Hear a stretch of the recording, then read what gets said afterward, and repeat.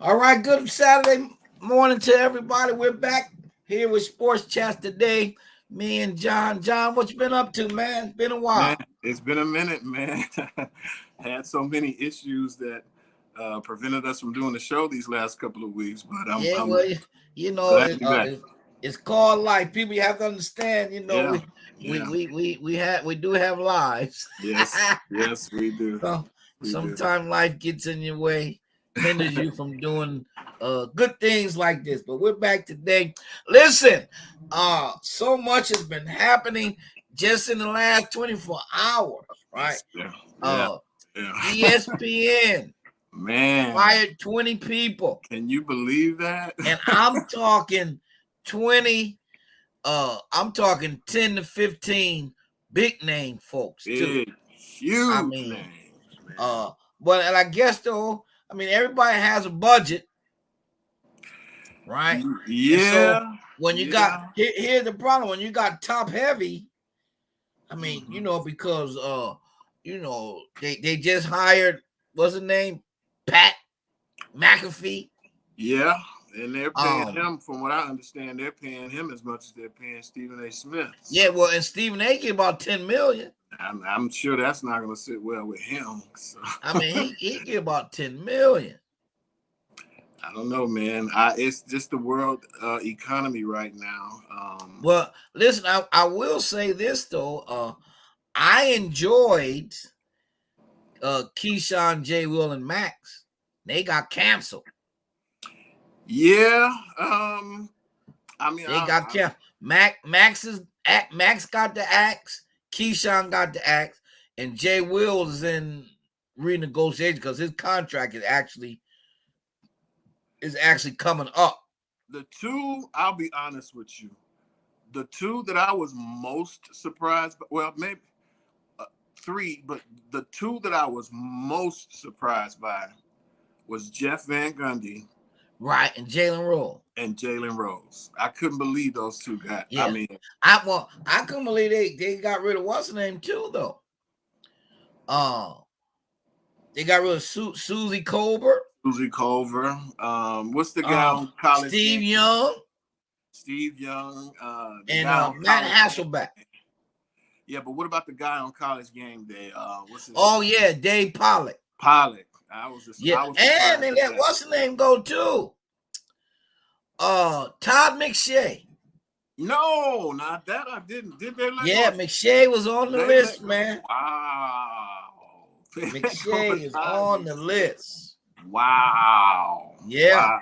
yeah. So Pollock, McShay, Susie Colbert, Steve Young, Matt Hasselbeck, Jalen Rose, Wow. Van Gundy. All right. But I wanted Van Gundy contract must have been coming up too, maybe. Yeah, I mean, listen, that's they're just casualties of, and I don't want to get political. I'm trying not. I'm trying to keep the sports and politics discussions separately, but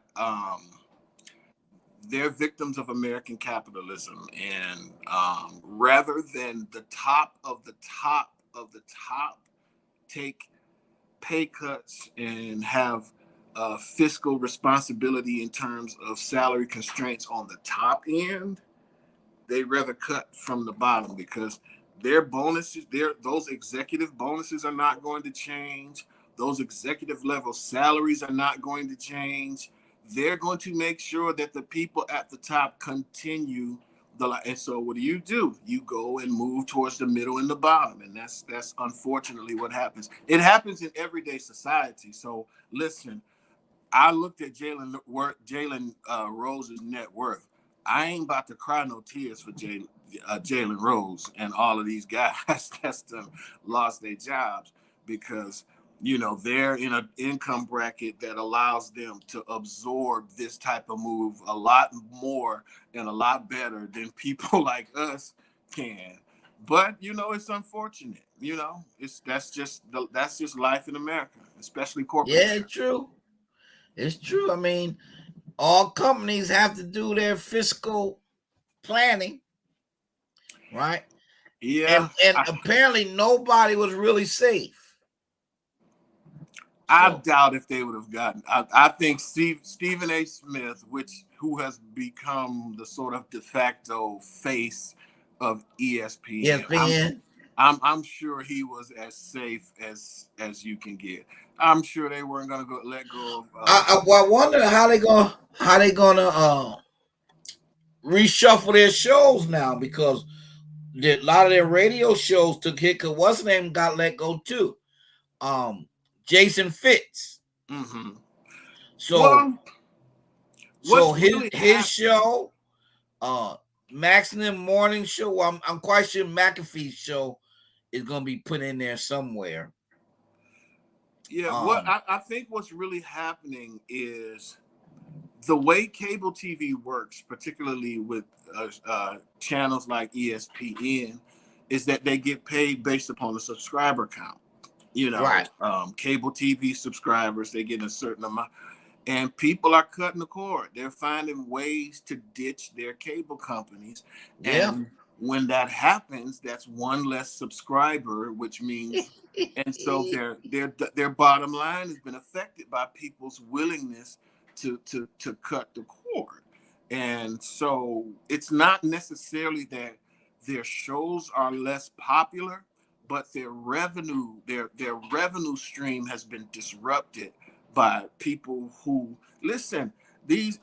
I'm one of the few people who still have a cable company, and my cable bill is just it's astronomical. Yeah, it's up. It's It's ridiculous. ridiculous. It's ridiculous the amount of money that I shell out on a monthly basis for this Comcast Xfinity cable, which you have a boatload of channels. I maybe watch 5 to 10 At the of the most. channels at the What most. are the ones you watch the most? I'm a ESPN, obviously. Right, right. I mean, all of my sports channels. Obviously, I'm doing a sports show, so you got to know that I watch my Okay, sports okay. channel. But I also like channels like the Discovery Channel. I was watching Animal Planet this morning. I'm a big cat African lion document. I love that kind of stuff. I love that kind of stuff. And then of course, you have a certain amount of just TV channels like Big Ten Network. I love obviously religiously I watch the Word Network from time to time. So there are a handful of channels, but the cost that you incur by being a cable subscriber is just ridiculous. And so I applaud people. I understand why people want to cut the cord, because at the end of the day, people are saying this. Listen, it's not my responsibility to make sure ESPN has their Stay right, revenue, stays afloat. but just understand that when that happens, these types of cost cutting measures are going to affect the programming, and that's what you're seeing. Yeah, no, you're right. It's And six in one again, hand, half a dozen in the, the other. uh, again to save and make money, you got to get rid of those big contracts, not Yeah, the little yeah, ones. yeah. But I mean, here's it. I caught some guy online, a little YouTuber kind of like fella like we are, and he was kind of spilling the tea about background information. I guess that guy Dave McManus. Mm-hmm. I guess he's engaged to Malika Andrews, Yes, yes. and so, but then I guess they're with Clutch Sports. So he's trying to. His conspiracy was that LeBron are controlling the is controlling the media now, Oh because my God! uh Listen, he listen. get I'm like, these people, boy, they crazy. In this era of Trump and QAnon conspiracy, far election fraud, I guess I shouldn't be surprised at any. I mean, we've been hearing deep, dark conspiracy theories since 9/11 and so Right, right. I guess this is par for the course. It fits right into today's It's vernacular our of what goal. business In is. any story has a conspiracy, right? Yeah. So, oh well. I mean, Pretty much, right? Pretty yeah, much, pretty yeah, much. All right, well let's look into it. It's one of my favorite times of the year in a down sports time. Uh, NBA free agency started yes. yesterday, and there really was no big name per se. Free. The thing now is with the stars, are they going? Are teams willing to give them the max amount of money? And so, Kyrie re-signs with Dallas. Oh, did he Uh, resign? I didn't yeah, hear he that. re-signed with Dallas. Makes sense. Um, Middleton's going back to Milwaukee. Makes sense. And Draymond's going back to Golden State. Makes sense. And so, the main one that's out there is yet and still, but I hear that Milwaukee's trying to work with him. Is Brook Lopez. I read somewhere that the Lakers have interest in Brook Lopez. Well, I doubt if they get him now because they just signed that Hayes kid from the Pelicans. Yeah, lateral move. I don't. That doesn't really move the needle a whole lot for me. Well, good. Well, Um, he's a good center, but is he a starter? I mean, I know he well, started sometime for the Pelicans. I think what they're trying to do. I think what they're trying to do is take the pressure off of Anthony Yeah, Davis. they're trying to put They want to AD at move the him four. back to the four. Have this big body on the floor that can go up against the Joel Embiids and the Nikola Jokic, and those types of people. Keep AD out of foul trouble and let him Well, concentrate on here's scoring. my concern. Right, as a Laker fan and uh old school basketball fan of post play and stuff like that.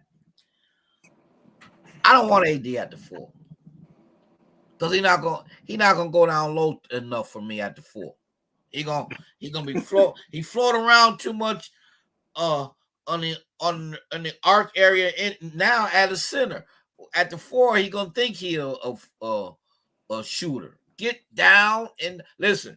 AD, listen, if you're listening, AD. I got AD, Joel B, MB, uh, who else? Uh DeAndre Ayton, you got get your big behinds in the paint. Get at least 15 to 20 points in the paint a night. And I want 10 rebounds as well. My Different, name is Herman Thomas. I live in Albany, New York. I said it. All right. Go ahead, John. different NBA, man. It's it's a perimeter game, and Well, again, listen, I think it's okay. We know at majority of your sports, especially football and basketball, are copycat leagues, right? absolutely. Uh, most time, whoever wins the championship, based on how they did it, teams try to mirror that, right? You remember in the NFL when the West Coast offense was all the Yeah, rage. yeah, was the rage, right? Because the 49ers were good at it, though. They did, but yeah, that was the 49ers were good at Woo, man, were they that was Bill dynamite? Walsh. That was Bill Walsh. That was their No, you're offense. right. You're That's like absolutely right. everybody in the NBA trying to run a triangle. No, Well, that was and so Golden State basically won the championship with not really superstars yet, correct. right? When they won the first one, right? Let's remember Andre Iguodala was the MVP of that finals, Right. right? But because of the outside perimeter, Steph, Clay, now everybody jacking up threes from the center to the last guy on the bench, right? And so the game of basketball, which is beautiful when you play from the inside out, right? Uh, let's take for prior to prior to this 3-point age, right? when the Lakers were dominating with the triangle, they worked from the inside out, Shaq, and then everybody else around. Absolutely. I mean, what a thing of beauty. The Chicago Bulls, they had Jordan in the triangle, but they had legitimate Cartwright. Cartwright could get you some points down low. Even Luke Longley wasn't that bad. I mean, look at the Rockets. Hakeem Olajuwon. Yeah, exactly. David Robinson. Exactly. Exactly. But now it's like, who is your center?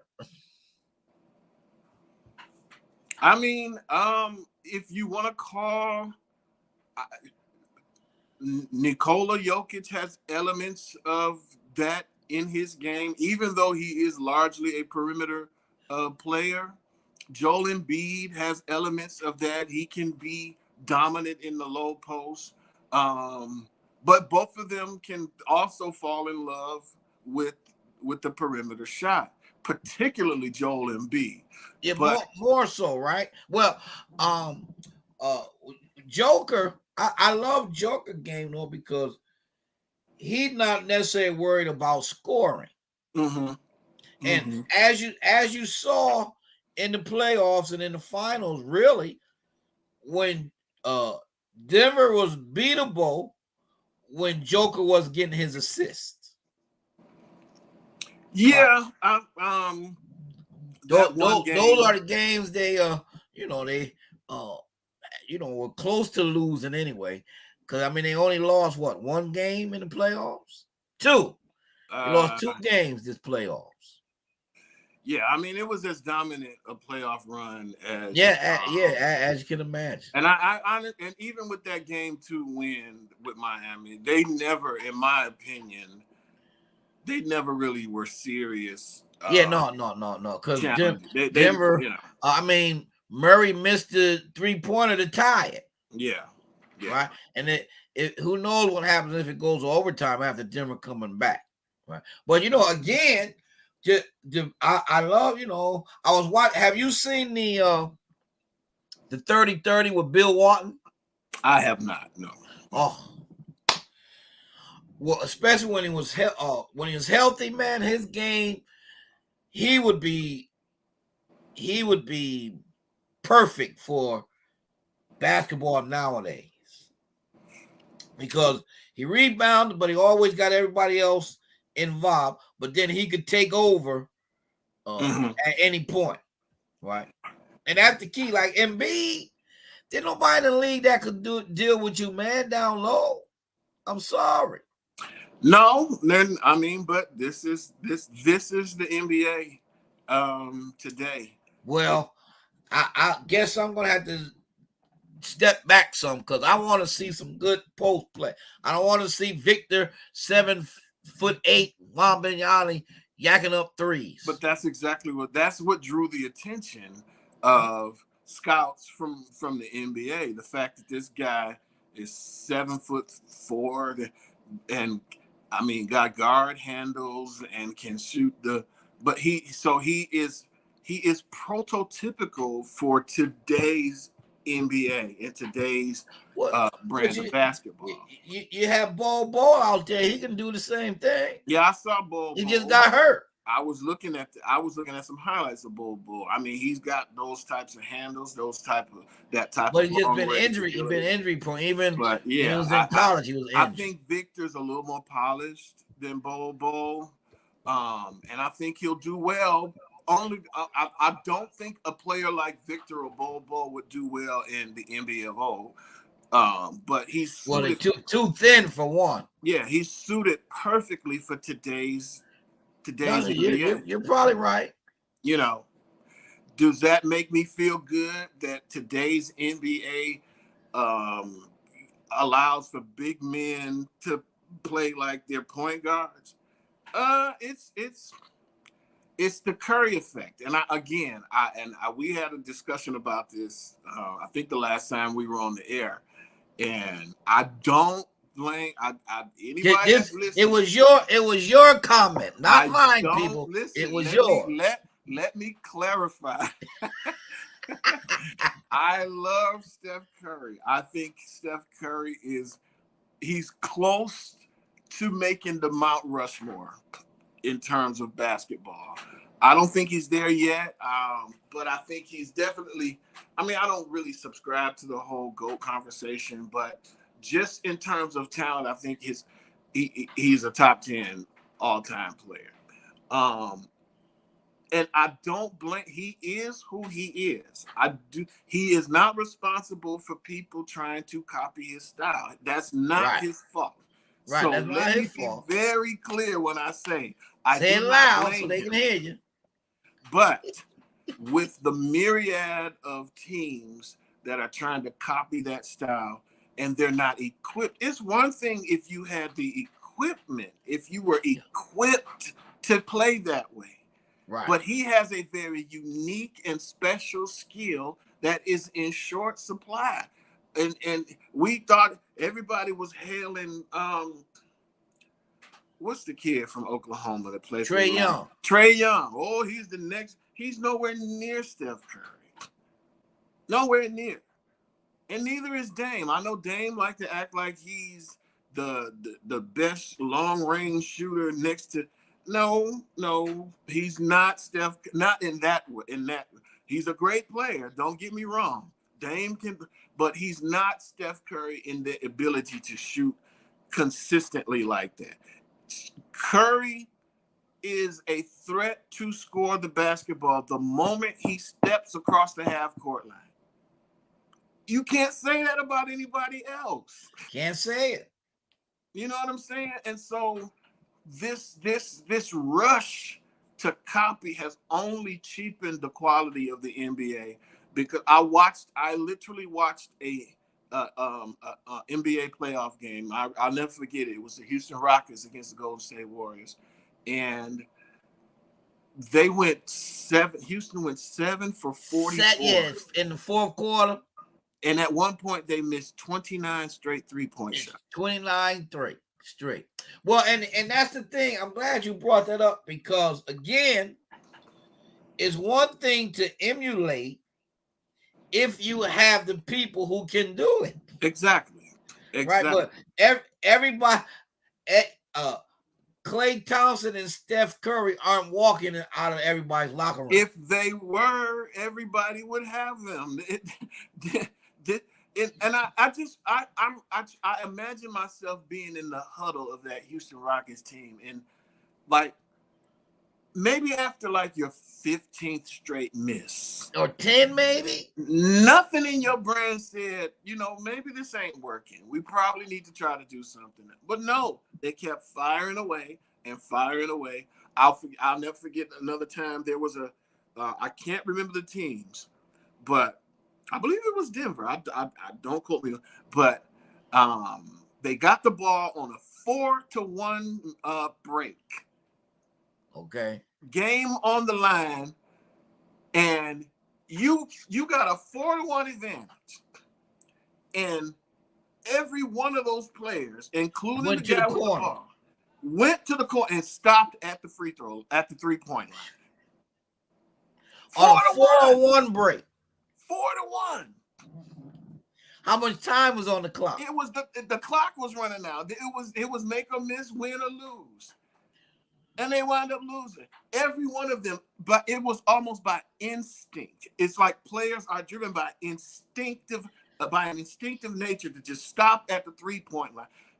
You 4-on-1, but that's how the game is played today, and it's just it's to the detriment of the quality of the league. So, well, you remember last year playoffs, Jimmy Butler. Yes. Right? Yes. They're down by 2, John. Down by 2. Down by 2. He's got a blame to the basket. He pulls up for the 3 to go for the win. That's how it is. I mean, come on. And in that situation, that's a highly emotional reaction situation. So if you're going to the hole for 2 to tie to go overtime, 9 out of 10 times I'm gonna foul you. Just trying to play something. And here's the thing, John, too, is I don't care what anybody says. Okay, yes, during the regular season, offensive, the game, the scores are crazy. You get 130 to 125, but in the playoffs, Yes, sir. I don't care. I don't care what type of basketball you're playing. When playoff time comes, defense goes up another level. Absolutely. And Absolutely. so being able to get to the line, get to the line, foul line, uh post play, perimeter D, everything is heightened in the playoff. So Right.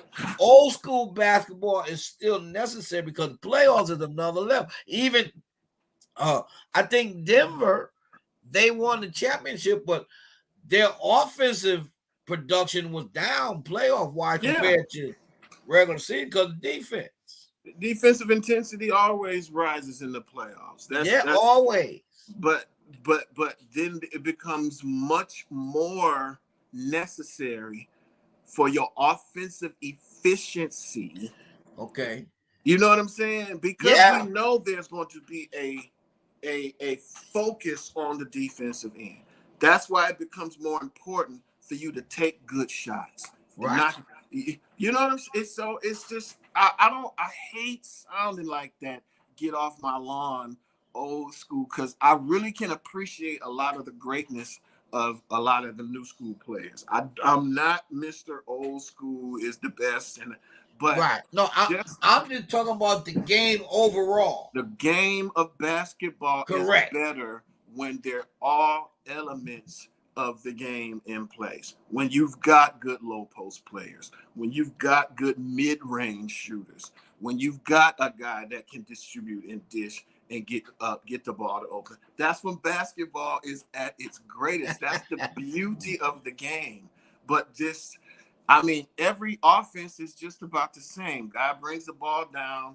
Everybody's camped around the 3-point line, waiting for him to either drive and kick or get double teamed. And it's really there's really no real poetry and style to the game anymore. It's not aesthetically pleasing as much as it was back in the day. And of course, I mean, you had low scores back in the '90s. You had Yeah.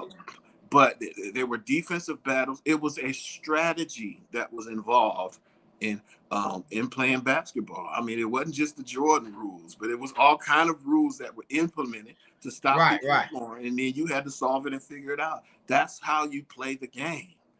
But this freewheeling, no defense, shoot 53s a game, it's killing it in my opinion.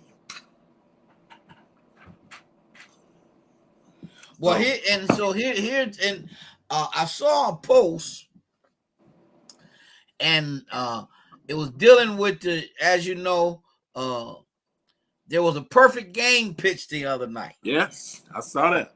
right? Uh, and but so is a perfect games are, I mean, really that's few First and one in far between. first one in 12 years. Is that what they said? Yeah, something like that. Been a while, and so quite actually, it was the Yankees, right? Uh, Domingo German, who got roughed up the last two. Right. He was so bad. I was complaining. That's what's so funny about it. They It's need to not get like him out of it. He was terrible, it's not absolutely like he terrible. was just this lights out pitcher. That was what's so ironic about it. Yeah. Well, and so, but the post was dealing with the person said, why are they acting like they just won a championship? It's only a perfect game. That was the comment. You go, the Yankees are supposed to win championship, not act like they won one because someone pitched a perfect game. Because he goes, come October, November, nobody's going to be talking about the perfect game. They're going to be talking about losing in the playoffs. What's your take on that? Well, I think that now that I can say, and I really believe this to be true, that the pressure from the advent of social media has increase the pressure on these players to where it's championship or bust, to the point where we can't even appreciate the accomplishment of a perfect game. Perfect game. Because everybody's mindset, and I think a lot of it has to do with the Jordan versus LeBron debate. Okay. Oh, it's all about the chips. It's all about the chips. So we can't appreciate a player like Charles Barkley, who was a phenomenal NBA player, because at the end somebody's gonna say, "Well, how many rings did he win?" Karl Malone, Patrick Ewing, all of these great players who had great successful NBA careers, but because they didn't win a ring, it somehow invalidates them. That is because of the direct pressure of social media. Social media has given a voice to the voiceless. And because of that, there is this pressure to win championships. That's what Dame Lillard is under right now. He's like, the clock is ticking, and he doesn't want his entire NBA career to be invalidated. A lot of people got mad that he was on the 75 greatest players, because the first thing they asked was, where are the chips? Where are the chips? Where are the chips? Right. And so it's sad, because there's so many other elements, and there's so many other accomplishments, and there's so many other accolades that you can achieve in professional in sports, but it don't mean a thing without the ring. That is the mindset of today. You might want to patent that phrase. It don't mean a thing without the ring. That's just where we are right now, unfortunately. So again, based upon the person who made that statement, well, ain't nobody gonna remember that. Don't mean that moment, a perfect game. He'll remember that for the rest of his life. October. He'll go down in baseball history now. He'll remember that for the rest of his life. But we can't appreciate an accomplishment like that, because everything is about the ring. And that's the truth. That's and he the person make that statement, though, what you're saying, that he understand the history of it, but he said at the end of the day, it's about winning, which is terrible in the fact that, like you said, we're not talking a no-hitter, people. Right. We're talking about 27 up, 27. No walks, no walks. A perfect. That's game. That's phenomenal. That's a phenomenal. Listen, as a person who coaches baseball and teach young people how to play baseball, when I go to the ballpark, especially Little League, but sometimes in Major League we play even worse, some stuff they do. I never have gone to the ballpark expecting a perfect game. Right. I've been matter of fact, my team opening day, 2008. We had a no-hitter between two pitchers, Trey and Jordan pitched a no-hitter, but it was a no-hit. They had a couple walks, but there were no hits, which for Little League is humongous. That's wonderful. But a perfect game. And then there's this, I don't know if you I can't think of the young man's name. There's a high school player who pitched a perfect game, and because it's 16 batters, because they play less innings. Mm-hmm. Struck them all out. Mm-hmm. 16 strikeouts. So he pitched a perfect game, and they were all strikeouts. Wow. All the outs were strikeouts.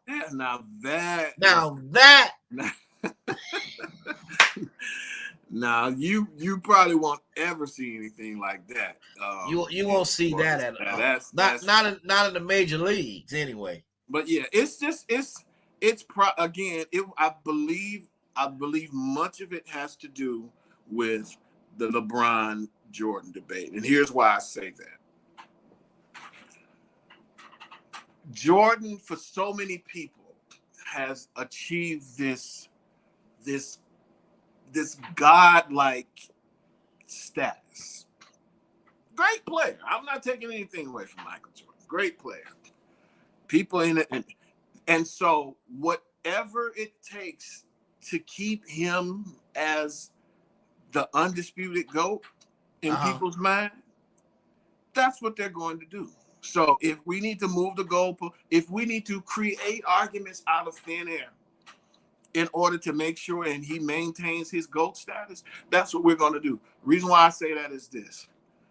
Now they're saying, Jordan got, LeBron got, and I'm not listening. I don't believe anybody is the GOAT. Let me public service announcement to anybody that's listening. This is John's statement, John people. This is John Wiley, chapter and verse. This is John Wiley 1-1.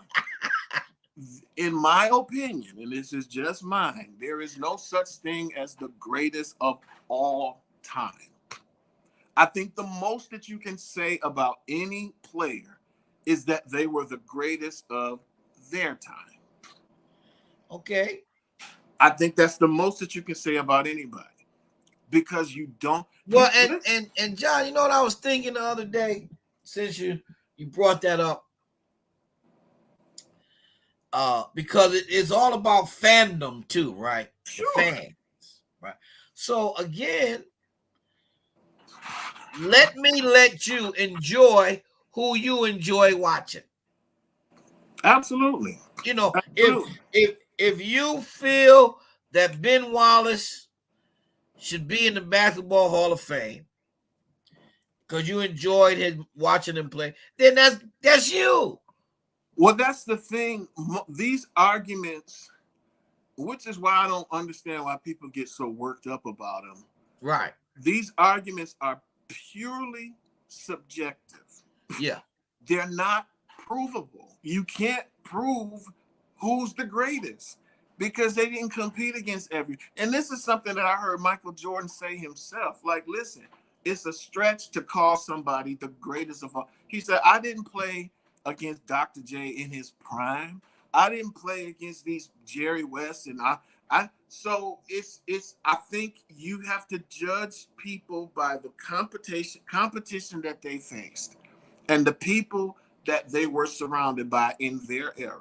Do I believe that Jordan was the greatest of his era? Absolutely. Absolutely. But I just think it's a stretch for somebody to conclude that because a player dominated his era, that he would dominate every era of basketball. I don't think you can say that about anybody. And so, but obviously people I'm way in the minority, and I understand that. I'm way in the minority as far as that's concerned. That's pretty huge right there. Oh yeah, I mean I get it. It's not lost on me. But I say all that to say, when Jordan was playing, I remember this because I grew up in that era. When Jordan was playing in the game, still an active player, in most people's eyes, he was the GOAT. Before he retired, before he won 6 championships, before he won 5, people were calling him the GOAT after his 3rd championship. I remember it. Now, my question was, who did he have to pass in order to be considered? Who did he have to say, because Magic was still in the league with 5. Remember that? Magic had 5. Jordan hadn't passed him yet, but he was called the GOAT regardless of he didn't have the most rings. So now why is it a requirement in order to be considered the GOAT, you got to get to 6? He didn't have to get to 6. He didn't have to get to 5. Well, again, the attitude with that point is everybody in the same people that call him the GOAT, in their mind, he would have 8 if he wasn't gone for We're those not 2 doing years. that. No, we ain't doing that. That, We're not that doing you know that. that's the crazy thinkers, right? We're not doing Uh, that. uh, and because they had a debate with Kenny Smith about it was actually with Shaq and Charles. They would tell them, "Oh, the Bulls probably would have beat y'all too." We ain't going. I ain't dealing with nothing but what happened. Listen, you can And speculate, but but as you said, that's the pedestal that they have them on. that's my point. We create all of these different scenarios to keep, but we don't hold him to the same standards that we hold players today. Like I say, he didn't have to pass. He didn't have to pass anybody in rings to be considered a GOAT. You can have less rings than Magic at the time. I remember it wasn't until he won 6 that people was calling him the GOAT. They were calling him the GOAT well before that. Magic Well, Johnson even said. and the thing about it is, let's face it, nobody mentions this very much often of that he came along at the right time, right? Because he comes along where internet and stuff is picking up, right? Mm-hmm. Your media outlets are growing by the by the million. You got ESPN growing, right? You got Fox who comes along, and you had CNN, And CBS, right? and the most important factor, the most important factor, he came along during the era of David Stern. Yeah. Well, and again, the marketing, He right? had a desire to take the game global, Yeah. and And that now was his guy. and everything took off for sports. Sports apparel, everything. And so here's a guy who take the sports apparel in the industry by storm, right? And so like I said, the sky's the limit. Well, he was very valuable for the league. Yeah. He made the Yes. league a tremendous amount of money, and so they made accommodations for him. I mean, listen, y'all can hate, but it is what it is. They made rules changes and they made accommodations to accommodate Michael Jordan. Have you ever seen the interview with your boy Who, Isaiah? Isaiah? Mm-hmm. Says he goes now Larry Bird, Magic Johnson, he goes even Shaq. They cried all the time about when they was getting beat up, but they didn't change no rules for them. Exactly. They said Isaiah said they start sneezing on Jordan. He go crying to David Stern. Yeah. Man, you gotta change the rule. And listen. I am a Detroit bad boy, so I have a bias. Let me just be on. Let me be straight up. I have a bias. I am a member of the Detroit Bad Boys fan alumni club. I and so I understand that coming from somebody like me, it would sound like, hey, you just love the Pistons, which I did, which I do. Right. But the fact remains, I tell people all the time. Listen, people want to act like the Pistons were this super dirty team that and the entire league played that way, including the Bulls. I can bring up all kinds of footage of the Bulls administering a lot of that tough run. I watched the game when Kevin McHale clotheslined Kurt Rambis on his way to the basket. I watched that game when Robert Parrish took his 2 fists and beat Lambeer into the and didn't even get ejected. I Didn't watched even get that a game. tech. I watched that game when Karl Malone put 22 stitches 20. in Isaiah Thomas' forehead. So people act like this play was exclusive to the Detroit Pistons. It wasn't.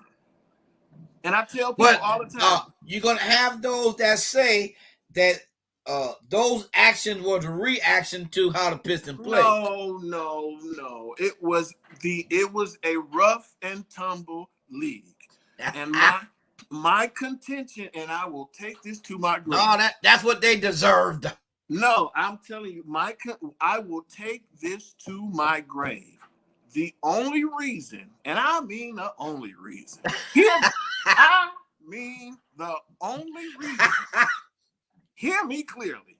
All right. The only reason why the Pistons drew more attention for their style of play than anybody else, because they put a name on it. Well, no, it wasn't just. It was who they were playing. It was Michael Jordan. Okay. Let me ask you a question. If the Pistons would have beaten Reggie Miller and the Pacers 3 out of 4 years and won those 2 championships, do you think anybody would care? No, not as much. No, they wouldn't.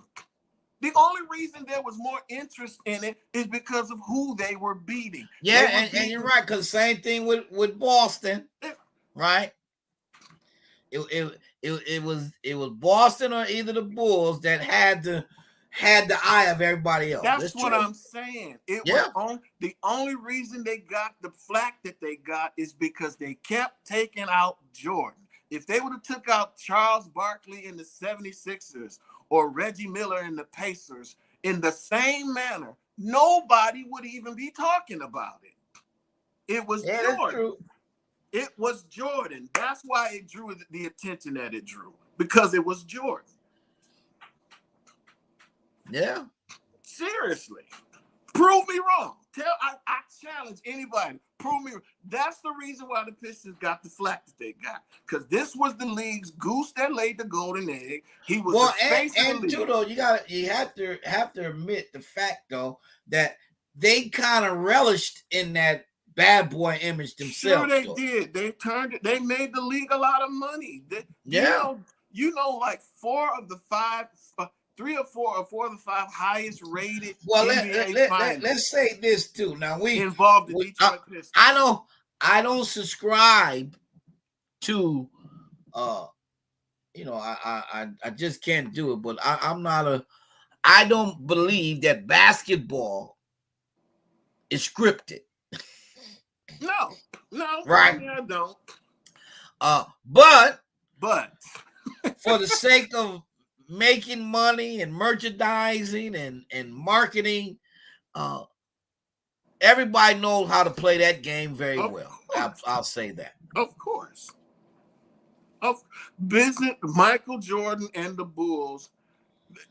Davis, and I don't believe he scripted the game, but I do believe that rules changes were made in order to accommodate him to be on the biggest stage. They needed him. They were trying to take the game global. They needed him. They needed their biggest star on the biggest stage. And the Pistons kept getting in his way.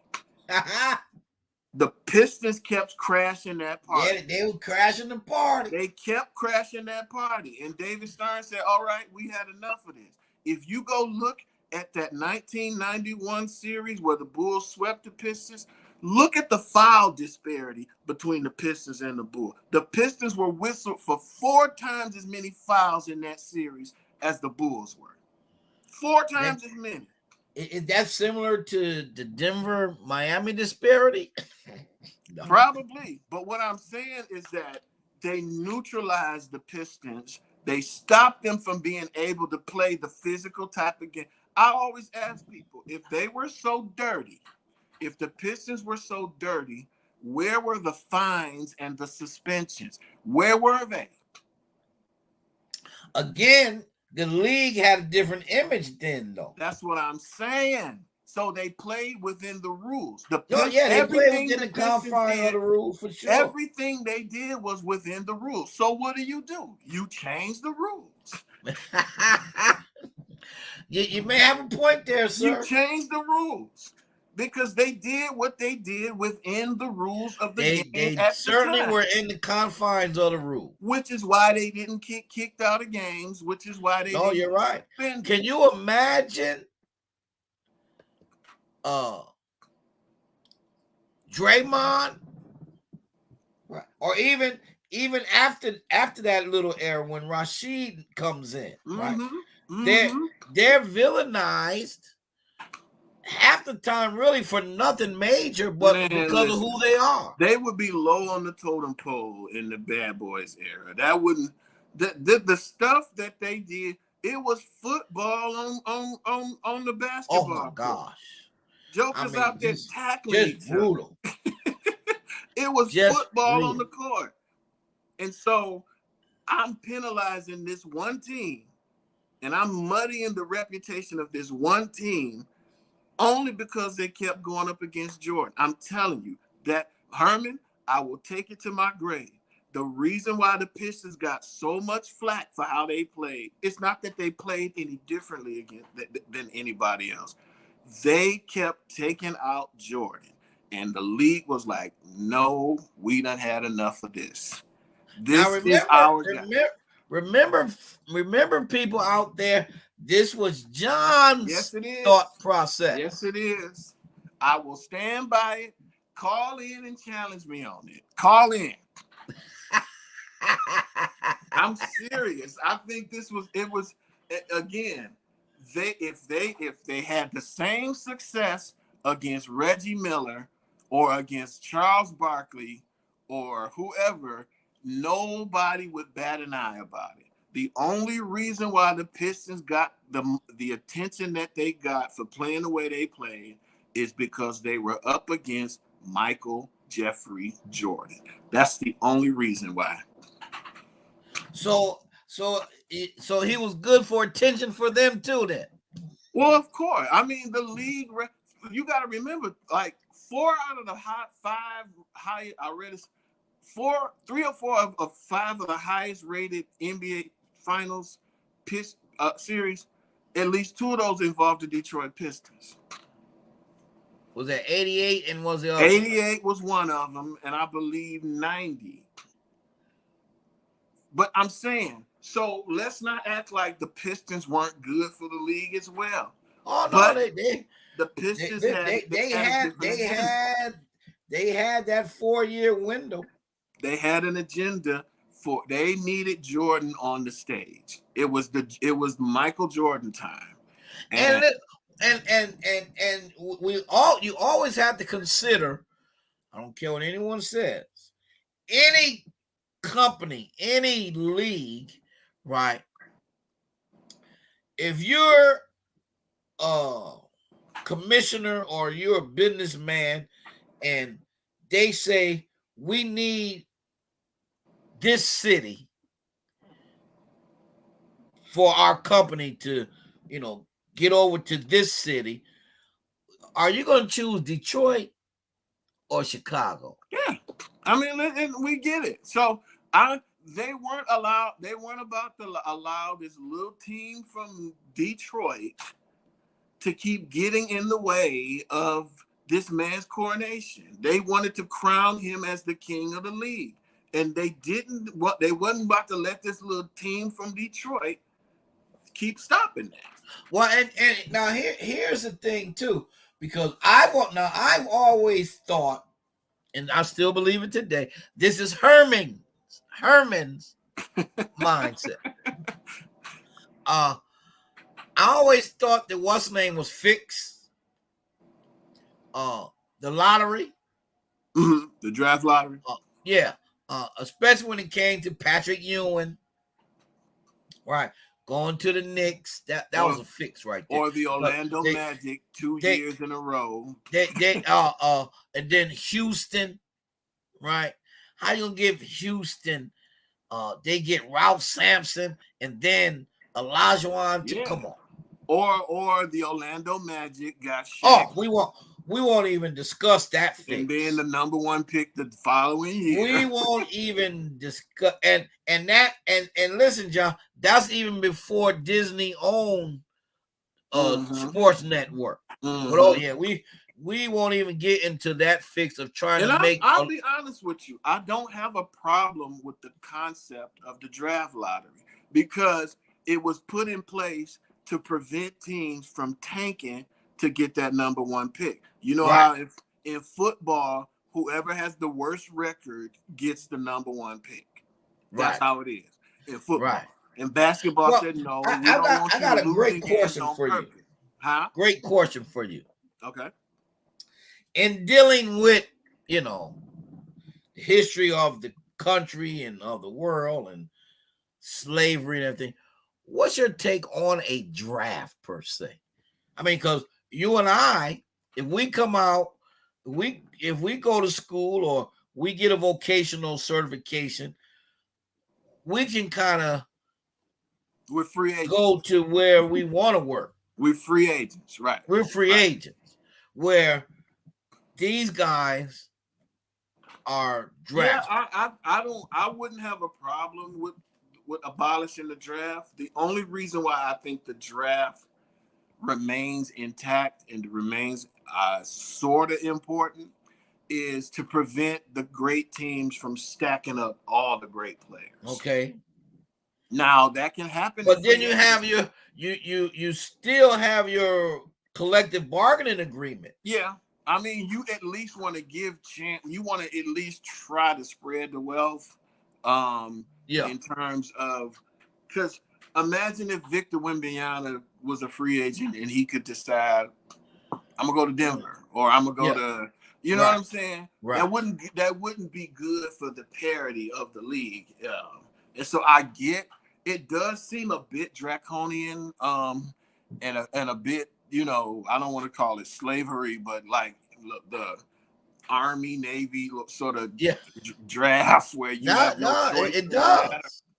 But I think, you know, I think it's a necessary evil because you definitely want to have at least some semblance of parity where all the stars. Oh yeah, most definitely. Yeah. So I don't. And again, I don't have a problem. That is true. But I don't have a problem with the draft lottery. I get the concept of it because you don't want teams just losing on purpose, getting, you know, it's no guarantee. Like the Pistons, in all reality, would have had the number one pick in the draft were it not for the draft lottery. They want to be number 5. At least a good 3 years in a row. Yeah. And so you want to prevent teams from tanking just to get the number one. But the thing is, though, they just need to televise it. And if they don't want people to think there's any conspiracy, just put it on TV. Let us see. Well, and the thing though is, here's the irony of it all, though. Even if a team tanks for the so-called number one pick, there's no guarantee the person gonna be any good.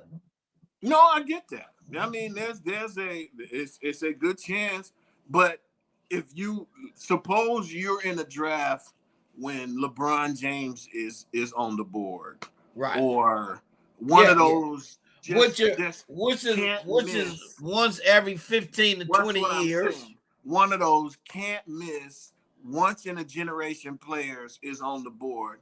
Right. You're gonna have people falling over themselves trying to lose in order to secure that number one spot. Well, because I was looking back,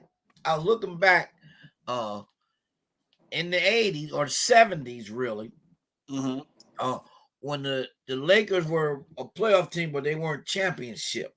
And it was a coin flip between Chicago, get this now, Chicago and LA for the first pick, which was Magic. Right. And then I don't know how they worked it, but then the year or two later, the Lakers had the first pick again. They got Worthy. After winning a championship.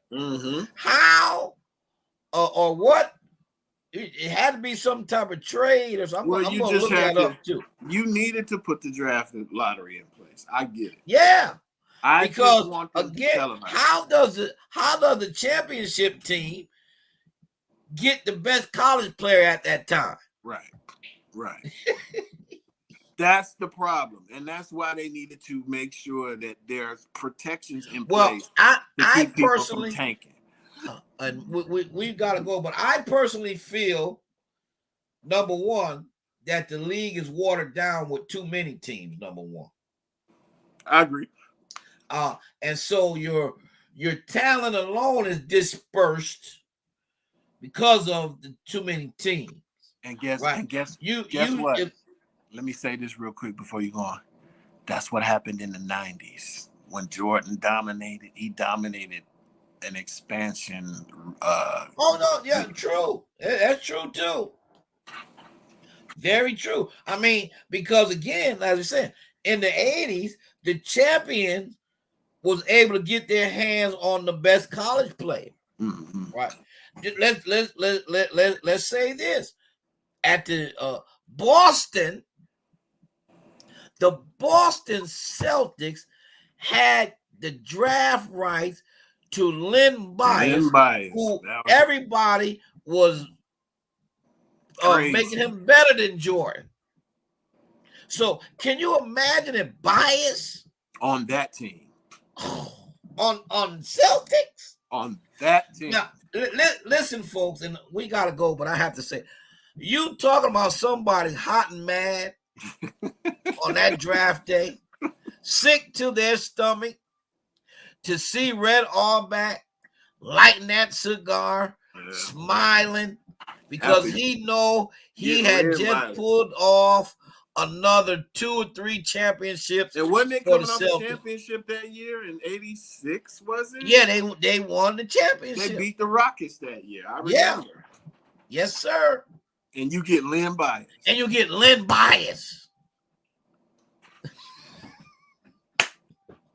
They had to do something. They had to. Oh my goodness. Oh well. Okay. So yeah.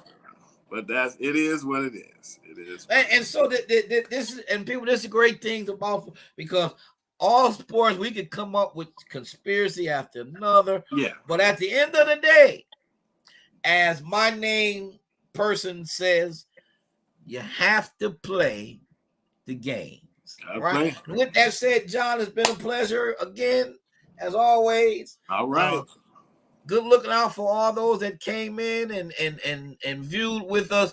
And Lord, say the same. We'll be back again next Saturday, 11 o'clock, here on Sports Chat. Everybody have a blessed week. All right. Yeah, boy. We still live. Yeah, I'm cutting it.